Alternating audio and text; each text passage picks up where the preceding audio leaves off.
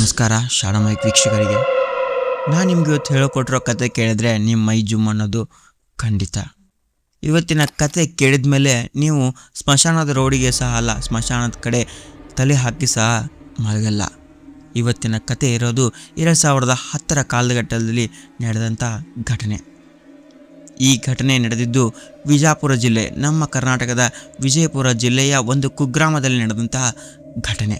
ನಿಮಗೂ ಸಹ ಈ ರೀತಿಯ ನಿಜವಾದ ಘಟನೆಗಳು ನಿಮ್ಮ ಲೈಫಲ್ಲಿ ಏನಾದರೂ ಎಕ್ಸ್ಪೀರಿಯೆನ್ಸ್ ಆಗಿದ್ದರೆ ನಮಗೆ ಇಮೇಲ್ ಸಹ ಮಾಡ್ಬೋದು.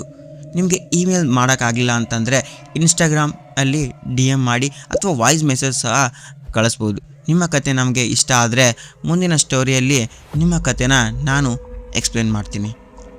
ಸೊ ಇನ್ನು ವೇಟ್ ಮಾಡೋದು ಬೇಡ, ಕತೆನ ಶುರು ಮಾಡೋಣ. ಇವತ್ತಿನ ಕತೆ ಬಂದು ಮುಕುಂದ್ ಅವರ ಜೀವನದಲ್ಲಿ ನಡೆದಂತಹ ಘಟನೆ. ಮುಕುಂದ್ ಅವರು ಬಾಲ್ಯದ ಜೀವನವನ್ನು ಮುಂಬೈಯಲ್ಲೇ ಕಳೆದಿರ್ತಾರೆ. ಆದರೆ ಇವರು ಬೇಸಿಕಲಿ ಕರ್ನಾಟಕದ ವಿಜಯಪುರ ಜಿಲ್ಲೆಯವರು. ಇವರ ತಂದೆ ಒಬ್ಬ ಕಾರ್ ಡ್ರೈವರ್ ಆಗಿರ್ತಾರೆ. ಅದಕ್ಕೋಸ್ಕರನೇ ಅವರು ಮದುವೆ ಆದ ತಕ್ಷಣವೇ ಅವರ ಹುಟ್ಟಿದ ಊರಾದಂತಹ ವಿಜಯಪುರನ ಬಿಟ್ಟು ಮುಂಬೈಗೆ ಬಂದು ಕುಟುಂಬ ಸಹಿತ ಸೆಟ್ಲಾಗಿರ್ತಾರೆ. ಮುಕುಂದ್ ಅವರು ಆಗ ತಾನೇ ಕಾಲೇಜ್ನ ಫೈನಲ್ ಇಯರ್ ಡಿಗ್ರಿ ಓದ್ತಾ ಇರ್ತಾರೆ. ಒಂದು ದಿನ ಅಚಾನಕ್ಕಾಗಿ ಮುಕುಂದ್ ಅವರ ತಂದೆ ಕಾರ್ ಆಕ್ಸಿಡೆಂಟಲ್ಲಿ ಹೋಗ್ತಾರೆ. ಆ ದಿನ ಮುಕುಂದ್ ಅವರಿಗೆ ತುಂಬಲಾರದಂಥ ಕಷ್ಟ ಎದುರಾಗುತ್ತೆ. ಏನಂತಂದರೆ ಇಡೀ ಮನೆಯ ಜವಾಬ್ದಾರಿ ಅವ್ರ ಮೇಲೆ ಇರುತ್ತೆ. ಆಗ ಇನ್ನೂ ಸಹ ಫೈನಲ್ ಇಯರ್ ಓದ್ತಾ ಇದ್ದಂಥ ಮುಕುಂದ್ ಅವರಿಗೆ ಫ್ಯಾಮಿಲಿಯನ್ನು ನಡೆಸೋದು ಕಷ್ಟ ಆಗುತ್ತೆ, ಅದು ಮುಂಬೈ ಅಂತ ದೊಡ್ಡ ಸಿಟಿಯಲ್ಲಿ ಇದ್ಕೊಂಡು. ಆಗ ಮುಕುಂದ್ ಏನು ಡಿಸೈಡ್ ಮಾಡ್ತಾರಂತಂದರೆ, ನಮಗೆ ಹೆಂಗಾದರೂ ಹೊಲ ಇದೆ ವಿಜಯಪುರದಲ್ಲಿ, ನಾವು ಯಾಕೆ ನಮ್ಮೂರಿಗೆ ಹೋಗಿ ಸೆಟ್ಲ್ ಆಗಬಾರ್ದು, ಇಲ್ಲಾದರೆ ನಮ್ಗೆ ಜೀವನ ನಡೆಸೋದು ಕಷ್ಟ ಆಗುತ್ತೆ ಅಂಥೇಳಿ ಡಿಗ್ರಿ ಓದಿದ್ರು ಸಹಿತ ಅಲ್ಲೇ ಊರಲ್ಲಿ ಏನಾದರೂ ಕೆಲಸ ಹುಡ್ಕೋಣ ಅಂಥೇಳಿ ಇಡೀ ಫ್ಯಾಮಿಲಿನ ಕರ್ಕೊಂಡು ವಿಜಯಪುರಕ್ಕೆ ಬರ್ತಾರೆ. ವಿಜಯಪುರದಲ್ಲಿ ಅಲ್ಲೇ ಅವ್ರದಂಥ ಹೊಲ ಇರುತ್ತೆ, ಗದ್ದೆ ಇರುತ್ತೆ, ಅದನ್ನೆಲ್ಲ ನೋಡಿಕೊಂಡು ಅವರು ಆರಾಮಾಗಿ ಜೀವನನ ಸಾಗಿಸ್ತಾ ಇರ್ತಾರೆ. ಇವರು ವಿಜಯಪುರಕ್ಕೆ ಬಂದು 1 ವರ್ಷ ಕಳೆಯುತ್ತೆ. ಆಗ ಮುಕುಂದ್ ಅವರಿಗೆ ಆಲ್ರೆಡಿ ಫ್ರೆಂಡ್ಸ್ ಆಗಿರ್ತಾರೆ. ರಾಜು ಮತ್ತು ರಾಮು ಅನ್ನೋ ಫ್ರೆಂಡ್ಸ ಇರ್ತಾರೆ.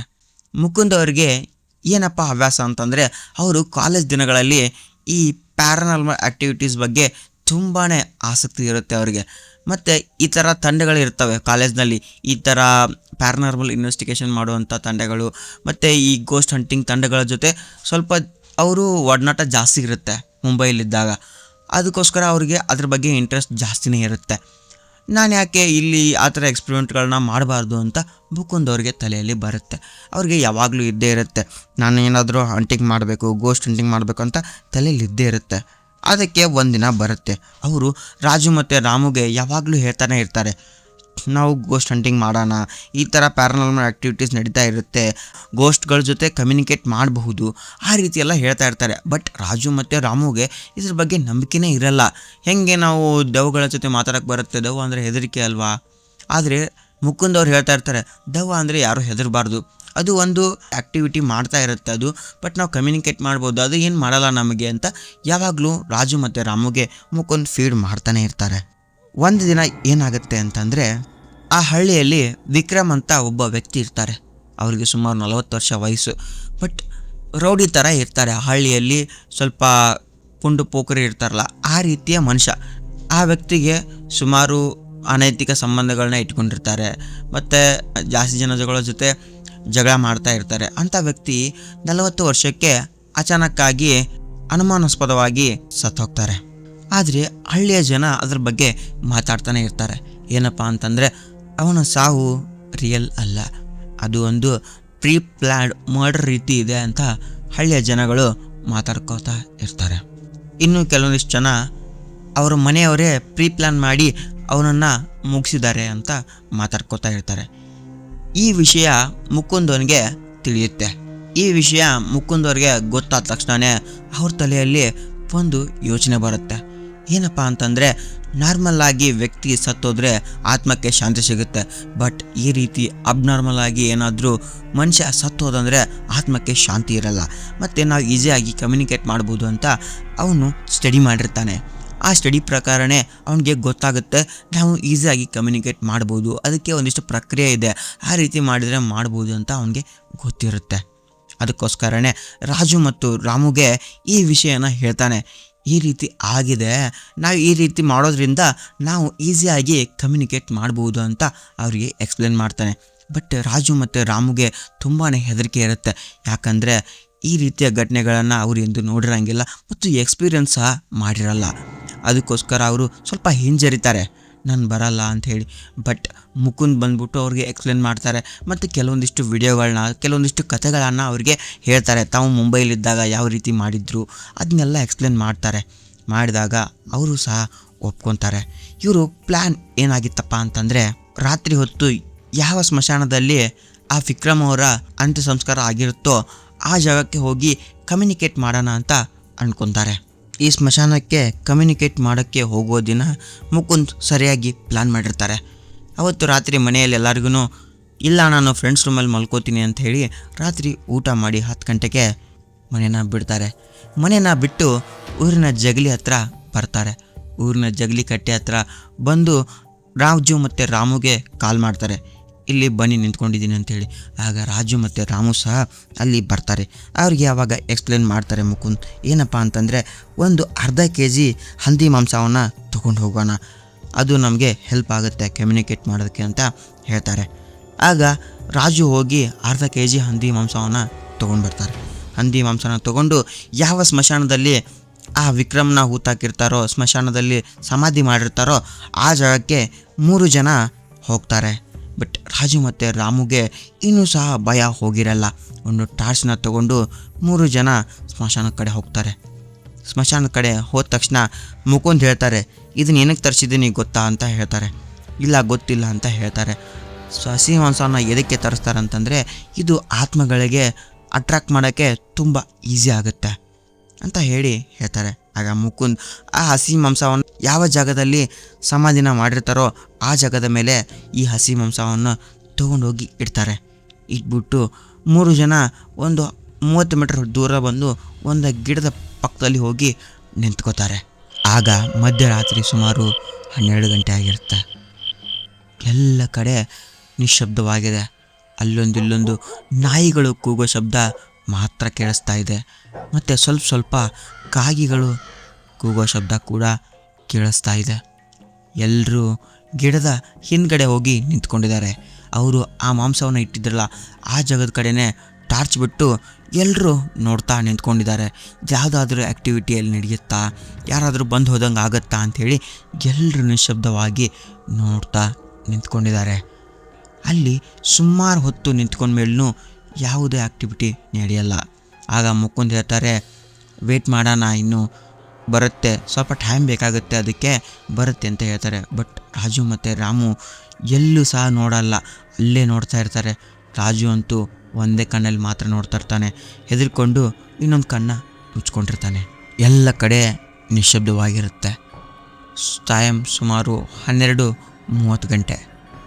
ಎಲ್ಲರೂ ಆ ಜಾಗದ ಕಡೆನೇ ನೋಡ್ತಾ ಇರ್ತಾರೆ. ಆಗ ಸಡನ್ನಾಗಿ ಯಾವುದೋ ಒಂದು ಆಕೃತಿ ಪಾಸ್ ಆದಂಗೆ ಆಗುತ್ತೆ. ಪಾಸ್ ಆಗಿದ್ದಷ್ಟೇ ಅಲ್ಲ, ಅಲ್ಲಿದ್ದಂಥ ಮಾಂಸ ಸಹ ಕಾಣ್ತಾ ಇರಲ್ಲ. ಇದನ್ನು ನೋಡಿದ ತಕ್ಷಣ ರಾಜು ಮತ್ತು ರಾಮು ಸಡನ್ನಾಗಿ ಕಿರ್ಚ್ಕೊಂಡ್ಬಿಡ್ತಾರೆ. ಕಿರ್ಚ್ಕೊಂಡಿದ್ದ ತಕ್ಷಣವೇ ಮುಕುಂದ್ ಅವ್ರ ಕಡೆ ನೋಡ್ತಾನೆ.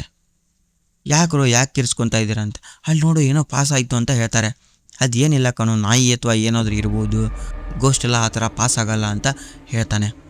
ಆಗ ಅವ್ರು ಹೇಳ್ತಾರೆ, ಇಲ್ಲ ಕಣೋ, ಅದು ದೆವ್ವನೇ, ನಾವು ನೋಡಿದ್ದೀವಿ, ಅಷ್ಟು ರಪ್ಪಂತ ಪಾಸ್ ಆಯಿತು, ಅದು ನಾವು ಕ್ಲಿಯರಾಗಿ ನೋಡಿದ್ದೀನಿ ಅಂತ ಅವರು ವಾದ ಮಾಡ್ತಾರೆ. ಆಗ ಮುಕುಂದ್ ಹೇಳ್ತಾನೆ, ಅದು ಆ ರೀತಿ ಅಲ್ಲ, ಅದು ನಾಯಿ ಅಥವಾ ಏನಾದರೂ ಇರಬೇಕು, ಹತ್ತಿರ ಹೋಗಿ ನೋಡೋಣ ಬರ್ರಿ ಅಂತ ಹೇಳ್ತಾರೆ. ಆದರೆ ಅವರು ಒಂದು ಹೆಜ್ಜೆ ಸಹ ಮುಂದೆ ಇಡಲ್ಲ. ಮುಕುಂದ್ ಹೇಳ್ತಾನೆ, ಯಾಕೋ ಹೆದರ್ಕೊತಾ ಇದ್ದೀರಾ, ಬನ್ನಿ ಏನಾಗಲ್ಲ ಅಂತ ಹೇಳ್ತಾನೆ. ಆದರೆ ಅವರು ಬರೋಕ್ಕೆ ಒಪ್ಕೊಳ್ಳೋದೇ ಇಲ್ಲ. ನೀನು ಧೈರ್ಯ ಇದ್ದರೆ ನೀನು ಹೋಗು, ನಾವು ಇಲ್ಲೇ ನಿಂತ್ಕೊಂಡು ನೋಡ್ತಾ ಇರ್ತೀವಿ, ನನಗಾಗಲ್ಲ ಬರೋಕ್ಕಂತ ಇಬ್ಬರು ಹಿಂಜರಿತಾರೆ. ಯಾಕೋ ಹೆದರ್ಕೊತೀರಾ, ಅಲ್ಲಿ ಆ ಥರ ಇರಲ್ಲ, ದೆವ್ವ ಏನು ಮಾಡೋಂಗಿಲ್ಲ ನಮಗೆ, ಬೇಕಾದ್ರೆ ನೋಡು, ಬೇಕಾದ್ರೆ ನಾನು ಚಾಲೆಂಜ್ ಆಗ್ತೀನಿ, ಇವತ್ತು ನೈಟ್ ಬೇಕಾದ್ರೆ ಅಲ್ಲೇ ಮಲ್ಕೊತೀನಿ, ಅದೇನೂ ಆಗಲ್ಲ ಅಂತ ಹೇಳ್ತಾನೆ. ಆಗ ಸವಾಲು ಹಾಕಿದ್ದಕ್ಕೆ ರಾಜುರಾಮು ಹೇಳ್ತಾರೆ, ಹೌದಾ ಆಯಿತು, ಹಂಗಾರೆ ಮಲ್ಕೊ, ನಾವು ಇಲ್ಲೇ ಇರ್ತೀವಿ, ನೋಡ್ತೀವಿ ನಿನಗೆ ಏನಾಗುತ್ತೆ ಇಲ್ವೋ ಅಂತ, ನಾವು ಇಲ್ಲೇ ಕೂತ್ಕೊಂಡು ನೋಡ್ತೀವಿ ಅಂತ ಸವಾಲು ಹಾಕ್ತಾರೆ.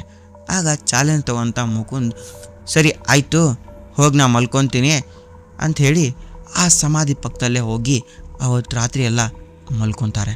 ಇದನ್ನು ದೂರದಿಂದನೇ ರಾಜು ಮತ್ತು ರಾಮು ಸಹ ನೋಡ್ತಾ ನಿಂತಿರ್ತಾರೆ. ರಾತ್ರಿ ಎಲ್ಲ ನೋಡಿದಂಥ ರಾಜು ರಾಮುಗೆ ಅಲ್ಲಿ ಯಾವುದೇ ಆ್ಯಕ್ಟಿವಿಟಿ ಸಹ ಕಾಣಲ್ಲ. ಬಟ್ ಮುಕುಂದ್ ಅಲ್ಲೇ ಮಲಗಿರ್ತಾನೆ. ಇದನ್ನು ನೋಡ್ತಾ ಇದ್ದಂತೆ ಬೆಳಗಿನ ಜಾವ 5 ಗಂಟೆಗೆ ರಾಜು ರಾಮು ಸಹ ಮಲ್ಕೊಂಡ್ಬಿಡ್ತಾರೆ. ಬೆಳಗ್ಗೆ 7 ಗಂಟೆ ಆಗುತ್ತೆ. ಇವರಿಗೆ ಬೆಳಗ್ಗೆ ಹೇಗೆ ಆಗಿತ್ತಂತಲೇ ಗೊತ್ತಾಗಲಿಲ್ಲ. ಆಗ ಎಚ್ಚರಗೊಂಡಂಥ ರಾಜು ಮತ್ತು ರಾಮು ಮುಕುಂದನ ಎಬ್ಸಕ್ಕಂತ ಹೋಗ್ತಾರೆ. ಅಲ್ಲಿ ಒಂದು ವಿಚಿತ್ರವನ್ನು ಅಬ್ಸರ್ವ್ ಮಾಡ್ತಾರೆ. ಏನಪ್ಪ ಅಂತಂದರೆ ಮುಕುಂದ್ ಯಾವತ್ತೂ ಗೊರ್ಕೆ ಹೊಡಿತಿದ್ದಿಲ್ಲ, ಬಟ್ ಅವತ್ತು ಗೊರ್ಕೆ ಹೊಡಿತಾ ಇದ್ದ. ಅದನ್ನು ನೋಡಿದಂಥ ರಾಜು ರಾಮುಗೆ ಸ್ವಲ್ಪ ಡೌಟ್ ಬಂತು. ಎಂದು ಹೊಡೆಯಲಲ್ಲ ಗೊರ್ಕೆ, ಅದು ಸ್ಮಶಾನದಲ್ಲಿ ಈ ರೀತಿ ಮಲ್ಕೊಂಡಿದ್ದಾನಲ್ಲ ಅಂಥೇಳಿ ಎಬ್ಬಿಸ್ತಾರೆ. ಇದೇನು ಮನೆ ಮಾಡಿದೇನೋ, ಹೇಳೋ ಇದು ಸ್ಮಶಾನ ಅಂಥೇಳಿ ಎಬ್ಬಿಸ್ತಾರೆ. ಎಬ್ಬಿಸಿದಂಥ ಮುಕುಂದ್ ಹೇಳ್ತಾನೆ, ನೋಡು ಏನಾದರೂ ಆಯಿತಾ, ಆರಾಮಾಗಿ ಮಲ್ಕೊಂಡಿದ್ದೀನಿ ತಾನೇ, ಏನೂ ಇಲ್ಲ, ಆ ಥರ ಎಲ್ಲ ಗೋಸ್ಟ್ ಅಟ್ಯಾಕ್ ಮಾಡಲ್ಲ ಅಂತ ಹೇಳ್ತಾರೆ. ಸರಿ ಬಿಡಪ್ಪ, ಆಯ್ತು ನಿನಗೆದ್ದೆ, ಬಾ ಹೋಗೋಣ ಅಂಥೇಳಿ ಮನೆಗೆ ಹೋಗ್ತಾರೆ. ಆ್ಯಕ್ಚುಲಿ ರಿಯಲ್ ಕತೆ ಇಲ್ಲಿಂದ ಶುರುವಾಗುತ್ತೆ. ಏನಪ್ಪ ಅಂತಂದರೆ ಒಂದು ದಿನ ಮುಕುಂದ್ ರಾತ್ರಿ ಮನೆಯಲ್ಲಿ ಮಲ್ಕೊಂಡಿರ್ತಾನೆ. ಬೆಳಗ್ಗೆ ಮನೆಯವರು ಎದ್ದು ನೋಡಿದ ತಕ್ಷಣ ಮುಕುಂದ್ ಅವನು ಮಲಗಿದಂಥ ರೂಮಲ್ಲಿ ಕಾಣಿಸ್ತಾ ಇಲ್ಲ. ಎಲ್ರಿಗೂ ಶಾಕ್ ಆಗುತ್ತೆ. ಏನಪ್ಪ ಇದು, ಎಲ್ಲಿ ಹೋದ ಅಂತ ಎಲ್ಲ ಕಡೆ ಹುಡುಕ್ತಾರೆ. ಬಟ್ ಎಲ್ಲಿಯೂ ಸಹ ಮುಕುಂದ್ ಕಾಣಿಸ್ತಾ ಇಲ್ಲ. ಅವರ ಫ್ರೆಂಡ್ಸ್ ಸಹ ಊರಲ್ಲೆಲ್ಲ ಹುಡುಕ್ತಾ ಇದ್ದಾರೆ. ಸಡನ್ನಾಗಿ ಅವರ ಹಳ್ಳಿಯ ಒಂದು ಏರಿಯಾದಿಂದ ಒಂದು ಮಹಿಳೆ ಕೂಗ್ತಾ ಹೊರಗಡೆ ಬರ್ತಾರೆ. ಯಾಕಂದರೆ ಮುಕುಂದ್ ಅವರ ಮನೆಯಲ್ಲಿ ಹೋಗಿ ಮಲ್ಕೊಂಡಿರ್ತಾನೆ. ಆ ಮನೆ ಬೇರೆ ಯಾರ್ದು ಅಲ್ಲ, ಯಾವ ವ್ಯಕ್ತಿ ವಿಕ್ರಮ್ ಸತ್ತಿರ್ತಾನೋ ಆ ವ್ಯಕ್ತಿಯ ಜೊತೆ ಅನೈತಿಕ ಸಂಬಂಧ ಇದ್ಕೊಂತಹ ಮಹಿಳೆಯ ಮನೆ ಆಗಿರುತ್ತೆ ಅದು. ಆಗ ಊರಿನ ಎಲ್ಲ ಜನರು ಅವ್ರ ಮನೆ ಮುಂದೆ ಸೇರಿಕೊಂಡು ಮುಕುಂದನ ಹೊರ ಕರೆದು ಎಲ್ಲರೂ ಹೊಡೆಯೋಕ್ಕೆ ಸ್ಟಾರ್ಟ್ ಮಾಡ್ತಾರೆ. ಯಾಕೆ ಒಬ್ಬಳು ಹೆಂಗಸು ಅಂತ ಹೇಳಿ ಅವಳ ಮೇಲೆ ಅತ್ಯಾಚಾರ ಮಾಡೋಕ್ಕೆ ಹೋಗಿದ್ಯಾ ಅಂಥೇಳಿ ಅವ್ರನ್ನ ಹೊಡೆಯೋಕ್ಕೆ ಹೋಗ್ತಾರೆ. ಆಗ ಮುಕುಂದ್ ಅವರ ಮನೆಯವರು ಮತ್ತು ಅವ್ರನ್ನ ಫ್ರೆಂಡ್ಸು ಎಲ್ಲರೂ ಸಹ ಬಂದು ಆ ಜಗಳನ ತಪ್ಪಿಸಿದ ಮೇಲೆ ಮುಕುಂದನ ಕೇಳ್ತಾರೆ, ಯಾಕೆ ಈ ಥರ ಮಾಡ್ತಾ ಇದೀಯಾ ಅಂಥೇಳಿ. ಆಗ ಮುಕುಂದ್ ಹೇಳ್ತಾನೆ, ನನಗೆ ರಾತ್ರಿ ನಮ್ಮ ಮನೆಯಲ್ಲಿ ಮಲಗಿದ್ದಷ್ಟೇ ನೆನಪು, ನಾನು ಬೆಳಗ್ಗೆ ಇಲ್ಲಿ ಹೇಗೆ ಬಂದಿದೆ ಅಂತ ನನಗೇನೆ ಗೊತ್ತಿಲ್ಲ ಅಂತ ಹೇಳ್ತಾರೆ. ಆಗ ಇದನ್ನು ಕೇಳಿದಂಥ ರಾಜು ಮತ್ತು ರಾಮುಗೆ ಕಂಪ್ಲೀಟಾಗಿ ಗೊತ್ತಾಗುತ್ತೆ ಈ ಮನೆ ಯಾರ್ದು, ಇವನಿಲ್ಲಿ ಯಾಕೆ ಬಂದ ಅಂಥೇಳಿ ಅವ್ರಿಗೆ ಆಗ ಗೊತ್ತಾಗುತ್ತೆ. ಆಗ ಇಮಿಡಿಯೇಟಾಗಿ ಅವರು ಈ ವಿಷಯವನ್ನೆಲ್ಲನೂ ಅವರ ತಾಯಿ ಮುಂದೆ ಹೇಳ್ತಾರೆ. ಹೌದಾ, ಈ ರೀತಿಯೆಲ್ಲ ಆಗಿದೆನಾ ಅಂಥೇಳಿ, ಆಯಿತು ನಾಳೆನೇ ನಾವು ಮಂತ್ರವಾದಿ ಹತ್ರ ಹೋಗಿ ಇದನ್ನೆಲ್ಲ ನಿವಾರಣೆ ಮಾಡ್ಕೊಂಬರೋಣ ಅಂತ ಹೇಳ್ತಾರೆ. ನೆಕ್ಸ್ಟ್ ಡೇ ಬೆಳಗ್ಗೆ ಎದ್ದ ತಕ್ಷಣವೇ ಮುಕುಂದ್ ಮತ್ತೆ ಕಾಣ್ತಾ ಇಲ್ಲ. ಇವತ್ತು ಮುಕುಂದ್ ಸರಿಯಾಗಿ ವಿಕ್ರಮ್ ಹೆಂಡತಿಯ ಮನೆ ಮುಂದ್ಗಡೆ ಹೋಗಿ ನಿಂತ್ಕೊಂಡಿದ್ದಾನೆ. ಸೊ ಇದಾಗಿತ್ತು ಇವತ್ತಿನ ಕತೆ. ಈ ಕತೆ ನಿಮ್ಗೆ ಹೆಂಗೆ ಅನ್ನಿಸ್ತು ಅಂತ ದಯವಿಟ್ಟು ಕಮೆಂಟ್ ಸೆಕ್ಷನಲ್ಲಿ ಕಮೆಂಟ್ ಮಾಡಿ. ಮತ್ತು ನಮ್ಮ ಚಾನಲ್ಗೆ ನೀವೇನಾದರೂ ಹೊಸಬರಾಗಿದ್ದರೆ ದಯವಿಟ್ಟು ನಮ್ಮ ಚಾನಲ್ನ ಸಬ್ಸ್ಕ್ರೈಬ್ ಮಾಡಿ ಮತ್ತು ಒಂದು ಕಮೆಂಟ್ನ ಹಾಕಿ. ಮತ್ತು ಇದೇ ರೀತಿಯ ಹೊಸ ವಿಡಿಯೋಗಳೊಂದಿಗೆ ಬರ್ತೀನಿ. ನಿಮಗೇನಾದರೂ ಈ ರೀತಿಯ ಘಟನೆಗಳು ನಿಮ್ಮ ಜೀವನದಲ್ಲಿ ನಡೆದಿದ್ರೆ ದಯವಿಟ್ಟು ನಮ್ಮ ಇನ್ಸ್ಟಾಗ್ರಾಮಲ್ಲಿ DM ಮಾಡಿ ಅಥವಾ ಇಮೇಲ್ ಮಾಡಿ. ನಾವು ನಿಮ್ಮ ಕಥೆನ ನೆಕ್ಸ್ಟ್ ಸ್ಟೋರಿಯಲ್ಲಿ ಹೇಳ್ತೀವಿ. ಅಲ್ಲಿವರೆಗೂ ಟೇಕ್ ಕೇರ್, ಬಾಯ್ ಬಾಯ್, ಶುಭರಾತ್ರಿ.